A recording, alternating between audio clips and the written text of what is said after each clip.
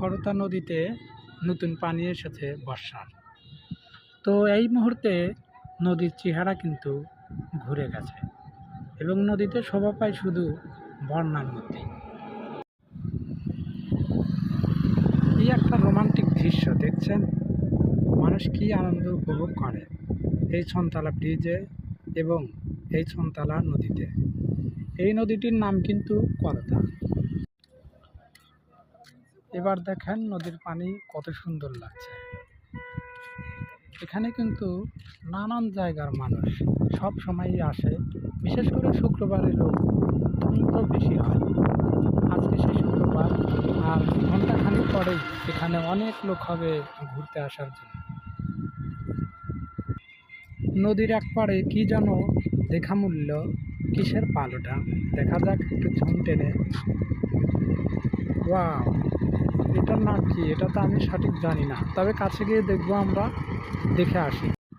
এই তো আমরা অনেক কাছে চলে এসেছি, তবে আরেকটু কাছে যাব জিনিসগুলো দেখার জন্য। এগুলো এখন খুবই কম দেখতে, ওয়েট করে নিন। এইটা কিন্তু ছনতলা ব্রিজ। এই যে এরকম দেখতে বেশ দারুণ লাগে ব্রিজের নিচ থেকেও দেখতে। এই তো আমরা কাছে চলে এসেছি সেই শুকুরের পালের কাছে। আর এই ব্রিজ ছনতলা ব্রিজ, এখানে কিন্তু 12 মাসে হাজার হাজার লোক এসে আনন্দ উপভোগ করে। আর এই জায়গাটা খুবই সুন্দর, খুবই দারুণ। এপারও কিন্তু কম না।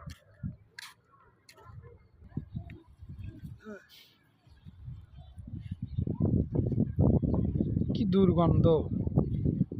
আপনি একাই থাকেন?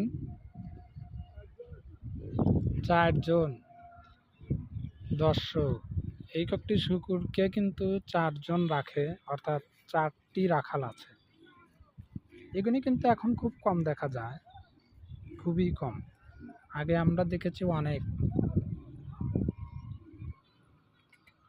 সবাই এখন ক্লান্ত, হয়তো খুব ভালো মানের খাবার পেয়েছে, সবাই খুব খেয়েছে এখানে।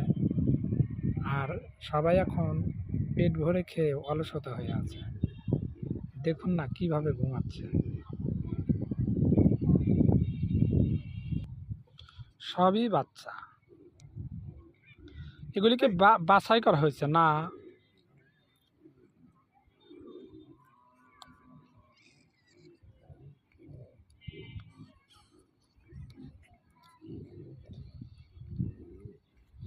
এদের কিন্তু মুখ দেখতে খুবই নরম, আসলে কি নরম না, খুবই শক্ত, তাই না?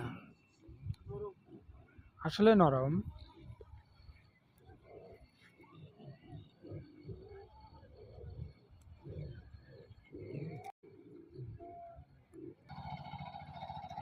এটা কিন্তু মা শুকুর। একটা মায়ের দেখা মিলল এখানে, আর সবগুলো প্রায় বাচ্চা। আমার এখানে থাকতে খুবই কষ্ট হচ্ছে, কারণ এখানে থাকা খুবই দুর্গন্ধ, কিন্তু তবুও রয়েছি, কারণ আমি এখানে ভিডিও না করলে আপনারা দেখতে পাবেন না। তাই দেখুন কিভাবে খাচ্ছে। ওয়াও!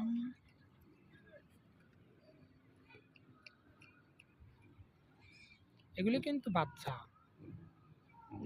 একেবারেই হয়তো 2-3 মাস সময় হয়েছে এদের বয়স।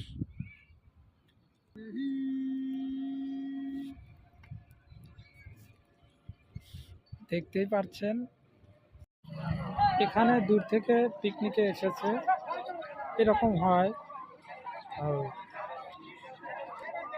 বহু দূরান্ত থেকে এখানে পিকনিক আসে। এখানে সবাই এসে রান্না বান্না করে, খাওয়া দাওয়া করে এবং এই ছনতলা ব্রিজের আনন্দ উপভোগ করে।